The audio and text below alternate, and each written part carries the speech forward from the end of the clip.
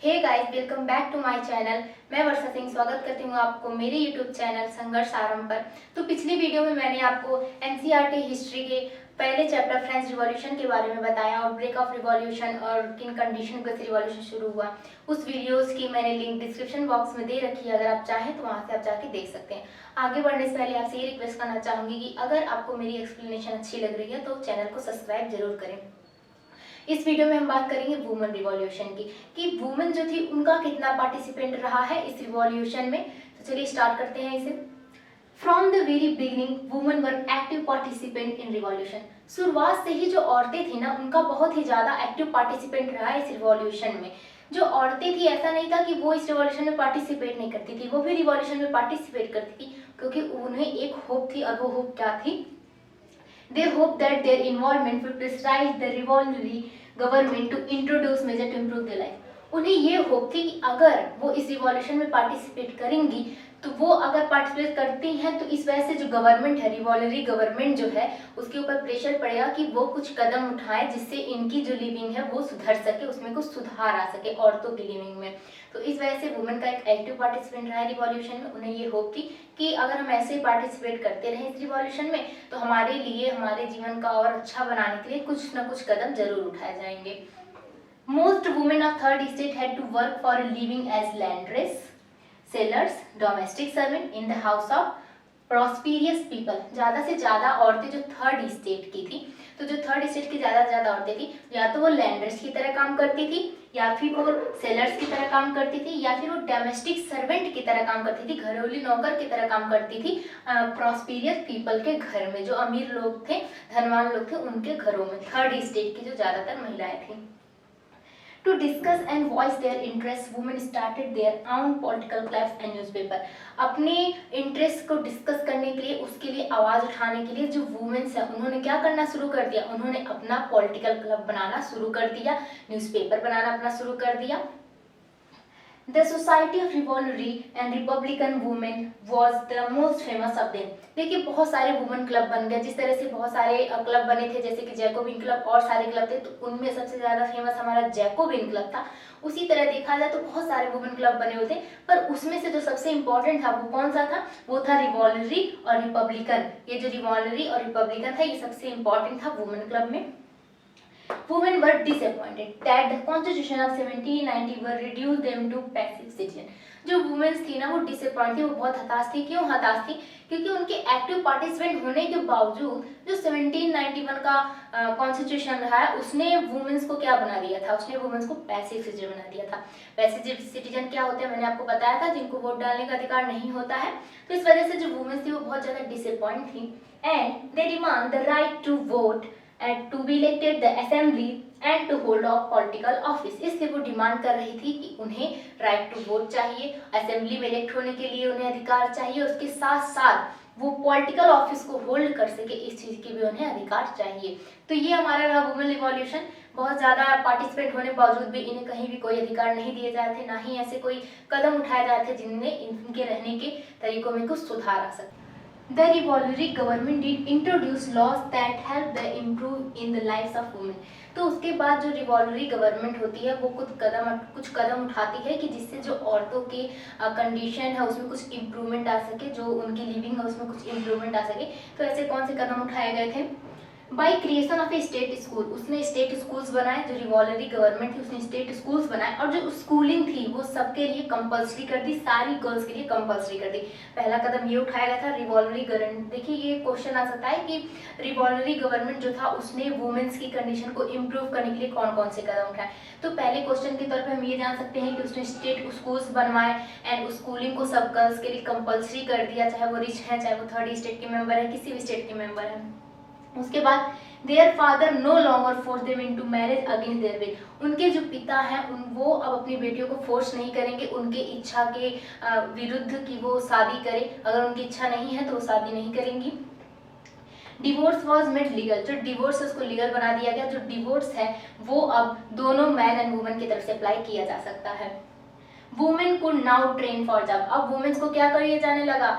Job की training दी जाने लगी और कहा गया कि वो आर्टिसियंस बन सकती हैं या फिर वो छोटा मोटा स्मॉल बिजनेस को भी रन कर सकती हैं। लेकिन देखिए अभी भी जो वुमेन्स थी उन्हें अभी भी वोट डालने का अधिकार नहीं दिया गया, ना ही उन्हें असेंबली में बैठने का अधिकार दिया गया, ना ही असेंबली की या पॉलिटिकल ऑफिस को होल्ड करने का अधिकार दिया गया। ये सारे जो अधिकार थे इन सब की डिमांड से ज़्यादा वो लोग डिमांड कर थी राइट टू वोट की, जो अभी भी उन्हें नहीं दिया गया इस रिवॉल्वरी गवर्नमेंट में। चलिए फिर आगे बढ़ते हैं। During the rain of terror की बात करी जा रही है कि रेन ऑफ टेरर के समय the new government issue laws ordering closure of women club. सबसे पहले याद करेंगे फिर से रेन ऑफ टेरर कब से था, 1793 से 1794 तक, ठीक है। 1793 से 1794 क्या था, rain of terror. Jacobins club का जो लीडर था मैक्सिमिलियन रॉबेस्पियरी, उसकी जो सिविल कंट्रोल थी उसकी वजह से हुआ था। तो उस टाइम पे जो मैक्सिमिलियन रॉबेस्पियरी था तो उसने क्या किया था, सारे वुमेन क्लब को बंद करने का ऑर्डर दिया था। उसके बाद and banning there political activities, उनके पॉलिटिकल एक्टिविटीज को बैन कर दिया था कि अब कोई भी पॉलिटिकल एक्टिविटीज वुमेन्स के द्वारा नहीं की जाएंगी। Many prominent women were arrested and number of them were executed. बहुत सारी जो प्रोमिनिएंट वुमेन्स थी जो ये रिवॉल्यूशन चलाई थी वुमेन का, तो उन लोगों को अरेस्ट कर लिया गया, बहुत सारे लोगों को एग्जीक्यूटेड कर दिया गया। और इन जो वुमेन रिवॉल्यूशनरी है उसमें सबसे इंपॉर्टेंट जो थी वो थी ओलंपी दे गाउजेस, ये सबसे इंपॉर्टेंट थी और इनको अरेस्ट करने के बाद फिर एग्जीक्यूटेड कर दिया गया था। It was finally in 1946 that women in France won the right to vote. Finally 1946 में जाकर के जो वुमेन है फ्रांस में उनको वोट डालने का अधिकार मिल जाता है। The date was very important, 1946। 1 mark question में आपको ये आ सकता है 1946 में, तो वुमेन्स को जो फ्रांस में है उनको वोट डालने का अधिकार मिल जाता है। तो अब हम पढ़ेंगे द ऑब्लाइजेशन ऑफ स्लेवरी। स्लेवरी का ऑब्लाइजेशन के बारे में चलिए पढ़ते हैं। The unwillingness of Europeans to go and work in the colonies in the Caribbean, which were important suppliers of commodities such as tobacco, indigo, sugar and coffee, created a shortage of labor on plantations. देखिए जो Europeans थे ना उन्हें भैया ऐशो आराम की जिंदगी जीने की आदत पड़ गई थी। जो क्लर्जी थे, दोनों नोबेलिटी थे, तो ऐशो आराम की जिंदगी जीने की आदत पड़ गई थी।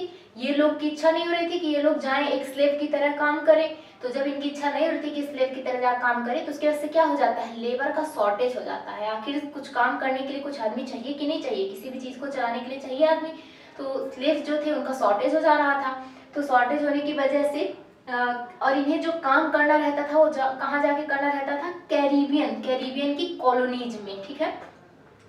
तो कैरिबियन जो था वो एक इम्पॉर्टेंट सप्लायर था किन चीज़ों का, जो कैरिबियन था वो इम्पॉर्टेंट सप्लायर था तंबाकू, इंडिगो, शुगर एंड कॉफी का। नेम याद रखें, Caribbean. Created a shortage of labour of plantation, thus the slave trade from began in 17th century।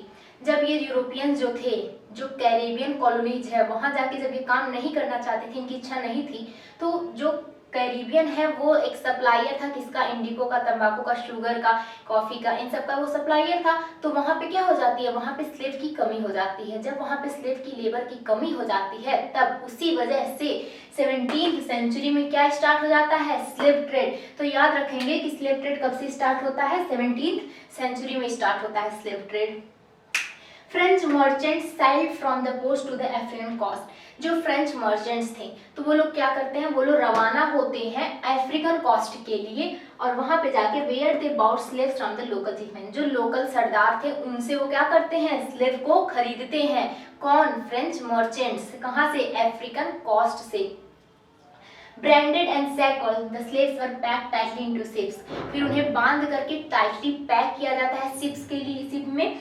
For 3 month long voyage across the Atlantic to Caribbean. उनको 3 महीने का जल यात्रा करना होता है। कहां से कहां तक, अटलांटिक से कैरिबियन तक। मतलब कि उनको वाटर ट्रेवल करना रहता है 3 महीने तक। कहां से कहां तक, अटलांटिक से कैरिबियन तक, ठीक है। क्योंकि अफ्रीकन कोस्ट से खरीद के लाते हैं और फिर इन्हें बेचना रहता है अपने कंट्री में ला करके। किनको, फ्रेंच मर्चेंट्स को।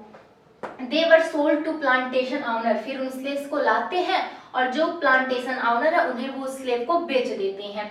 The exploitation of slave labor made it possible to meet the growing demand in European market for sugar, coffee, indigo। देखिए जिस तौर पे ना मतलब कि एक्सप्लॉयटेशन हो रहा था इन लेबरों का इतना ज़्यादा शोषण करने पर ही जो डिमांड उठ रही थी कॉफ़ी इंडिगो शुगर के लिए, वो पूरी हो पा रही थी फ्रेंच सोसाइटी में। इतना ज़्यादा चीज़ों की डिमांड हो रही थी, इन सब चीज़ों की, शुगर, कॉफ़ी इंडिगो की। स्लेव्स जो थे उनका बहुत बेहतरीन तरीके से उनको घिसा जा रहा था, उनका एक्सप्लॉयटेशन हो रहा था। जब उनका इतना एक्सप्लॉयटेशन हो रहा था तभी डिमांड पूरी हो पाई थी।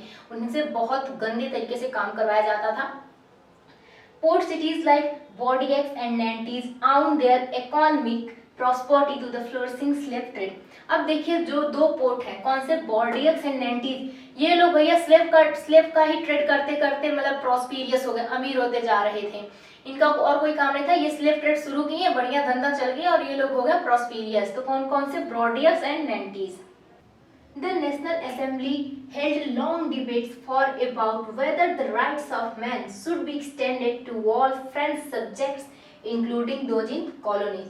तो जो ये हमारी नेशनल असेंबली थी, इसने बहुत लंबे समय तक डिबेट किया कि क्या जो भी अधिकार मैंस को दिए गए हैं, वो जितने भी फ्रेंच सब्जेक्ट हैं, चाहे उसमें कॉलोनीज को भी मिला लिया जाए, तो क्या सब तक वो स्टैंड है। अगर सब लोगों तक वो मैंस को जो राइट दिए गए हैं वो एक्सटेंड रहते, तो यहाँ स्लेव ट्रेड तो होता ही नहीं। तो यही बात की गई कि जो कॉलोनीज में लोग रहते हैं, जो कॉलोनीज के फ्रेंच सब्जेक्ट है, क्या उन तक भी जो भी अधिकार मैंस को दिए गए हैं, राइट्स दिए गए हैं, क्या उन लोगों तक भी ये राइट्स फैले हुए हैं, स्टैंड हुए हैं। ये बस डिबेट चला, ठीक, but it did not pass any law. इन्होंने बस डिबेट किया, कोई लॉ नहीं पास किया इसके लिए, स्लेवरी को अबॉलिश करने के लिए। fearing opposition from businessmen whose income depend on slave trade। क्यों? क्योंकि इन्हें डर था उन बिजनेसमैन के अपोजिशन से जिसकी जो इनकम थी वो किस चीज पे डिपेंड थी, स्लेव ट्रेड पे। कुछ ऐसे बिजनेसमैन थे जिसकी जो इनकम थी वो डिपेंड थी स्लेव ट्रेड पे, तो उनसे अपोजिशन ना मिले, इसी वजह से ये जो नेशनल असेंबली है वो लॉ नहीं पास करती है स्लेवरी को अबॉलिश करने के लिए। फिर देखते हैं बाद में जो जैकोबिन रिजाइम आता है, तो 1794 में, date is very important, remember it, 1794 में जो जैकोबिन रिजाइम आता है वो क्या करता है, वो स्लेवरी को फ्रेंच सोसाइटी में अबॉलिश कर देता है, हटा देता है, बंद कर देता है। कब? 1794 में। कौन? Jacobian regime. फिर हाउएवर 10 years later नेपोलियन री इंट्रोड्यूस स्लेवरी। फिर 10 साल बाद क्या आता है, 10 साल बाद फिर से जो नेपोलियन है वो क्या करते हैं, री इंट्रोड्यूस कर देते हैं स्लेवरी को। देखिए क्वेश्चन के लिए बहुत इंपॉर्टेंट है, 1 मार्क क्वेश्चन, की स्लेवरी को अबॉलिश किसने किया था फ्रेंच सोसाइटी में, तो फ्रेंच सोसाइटी में स्लेवरी को अबॉलिश किया था कौन, जैकोबिन रिजाइम ने। और फिर 10 ईयर बाद उसको री इंट्रोड्यूस कौन कर दिया था, ये क्वेश्चन बन सकता है कि जो स्लेवरी है फ्रेंच सोसाइटी में उसको री इंट्रोड्यूस किसने किया था, तो उसको री इंट्रोड्यूस किया था हमारे नेपोलियन ने।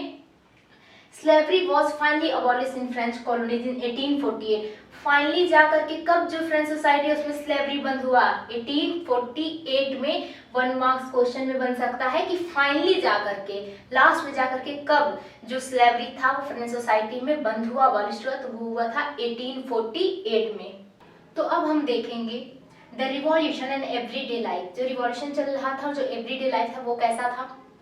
After the storming of the Bastille in the summer of 1789, फिर से एक बार डेट को याद करेंगे, बेस्टिले का स्टॉर्मिंग कब हुआ था, 1789 को। Was obligation of censorship. देखिए जब स्टॉर्मिंग हो जाती है बेस्टिले की, बेस्टिले को जब गिरा दिया जाता है, पूरा उसका डिस्ट्रक्शन कर दिया जाता है, तो उसके बाद जो सबसे इंपॉर्टेंट चीज निकल के आई है वो क्या है, ऑब्लाइजेशन ऑफ सेंसरशिप। अब आप पूछेंगे सेंसरशिप क्या होता है, तो सेंसरशिप देखिए, अगर आपको कोई भी बुक पब्लिश करनी है, कोई सॉन्ग प्ले करना है या न्यूज़पेपर पब्लिश करना है, पैम्पलेट को पब्लिश करना है, तो उसके लिए सबसे पहले आपको परमिशन लेना पड़ेगा किंग के सेंसर से, तो उसी को कहते हैं सेंसरशिप। मतलब कि आप कुछ भी फ्रीली पब्लिश नहीं कर सकते, फ्रीली कुछ लिख के उसको न्यूज़ नहीं बना सकते हैं, आपको उससे पहले परमिशन लेना होगा किंग का। तो ये जो रूल था ये हट जाता है कब, जब बेस्टिले की स्टॉर्मिंग हो जाती है 1789 का, उसी के बाद क्या होता है, obligation of censorship. The declaration of the rights of man and citizen proclaim freedom of speech and expression to be natural right. जो डिक्लेरेशन करता है राइट्स के, मैन एंड वुमेन के राइट्स के बारे में, तो उसमें क्या कहा गया कि फ्रीडम मिलेगा स्पीच का एंड एक्सप्रेशन का। वो घोषणा करता था किस चीज की, कि फ्रीडम ऑफ स्पीच भी होगा, एक्सप्रेशन भी होगा एक मैन या वुमेन के पास, और जो freedom of speech and expression है ये क्या है, ये नेचुरल राइट है, और ये नेचुरल राइट कोई भी इनसे छीन नहीं सकता। Newspapers, pamphlets, books, and printed pictures flooded in towns of France, from where they traveled rapidly into the countryside and described and discussed the events and changes taking place in France.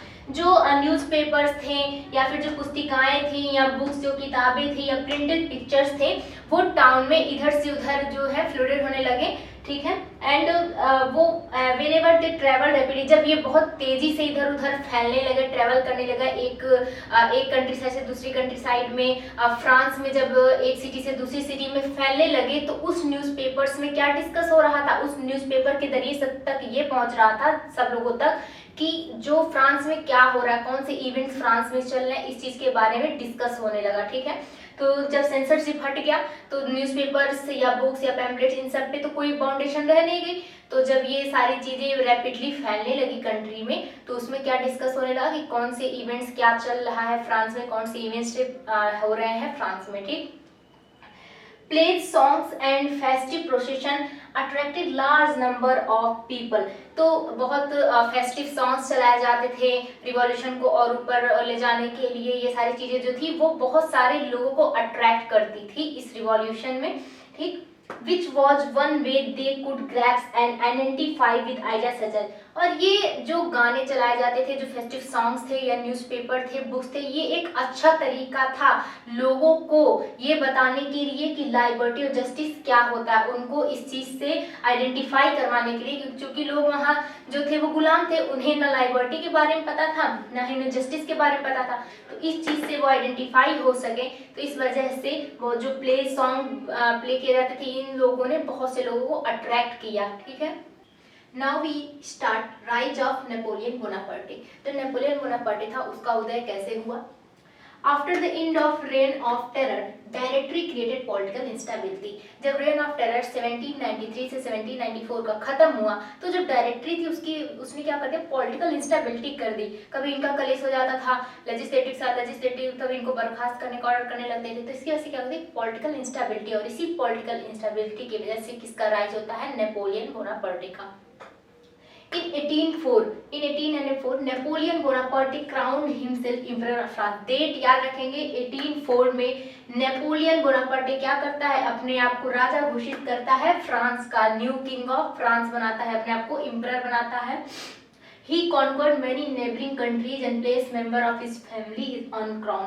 बहुत से neighbouring country को उसने conquer कर लिया था और वहाँ पे अपने जो फैमिली मेंबर्स थे उनको वो गद्दी पे बैठा देता था उन एरिया को कॉन्कर करने के बाद। Napoleon saw his role as a moderniser of Europe. जो नेपोलियन है वो अपने आप को मॉडर्नाइजर मानता था यूरोप का। क्या मानता था अपने आप को, मॉडर्नाइजर, जो क्या करेगा, मॉडर्नाइजेशन लाएगा यूरोप में। He introduced many laws such as the protection of private property and uniform system of weights and measure provided by the decimal system। तो उसने बहुत सारे लॉ को भी इंट्रोड्यूस किया, जैसे कि उसने प्राइवेट प्रॉपर्टी के प्रोटेक्शन के लिए लॉ इंट्रोड्यूस किया। पहले चूंकि जो पीजेंट्स थे, वो जो नॉबल्स थे या क्लर्जी थे, उनकी जमीनों को छीन लेते थे, आपस में बांट लेते थे, तो उसने प्रोटेक्शन कर दिया प्राइवेट प्रॉपर्टी को। और उसने वेट एंड मेजर के लिए एक यूनिफॉर्म मेजरिंग का रूल लाया, यूनिफॉर्म सिस्टम लाया वेट एंड मेजर का। वो किस पे बेस्ड होता था, डेसिमल सिस्टम पे।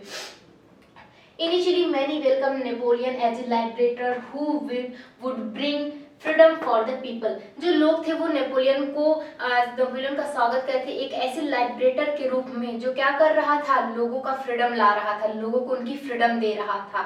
उसको एक लाइब्रेटर की तरह वेलकम कर रहे थे जो क्या कर रहा था, लोगों को उनकी फ्रीडम दे रहा था। But soon Napoleon army came to be viewed everywhere and invaded force. लेकिन फिर देखा गया कि नेपोलियन की आर्मी हर जगह फैली हुई है, हर जगह वो आक्रमण करके नेबरिंग कंट्री को कॉन्क्वर कर रही है, उसका ज्यादा ध्यान उस पर भी है। He was finally defeated at Waterloo 1815। Finally क्या होता है, वाटरलू में 1815 में कौन हार जाता है, नेपोलियन बोनापार्टे हार जाता है। Legacy of French revolution. The ideas of liberty and democratic rights were the most important legacy of French Revolution। जो फ्रेंच रिवॉल्यूशन में मोस्ट इम्पॉर्टेंट लेगेसी थी वो क्या थी, वो थी हमारी लिबर्टी एंड डेमोक्रेटिक राइट्स। इसको याद रखेंगे, वन वर्ड क्वेश्चन में आ सकता है ये।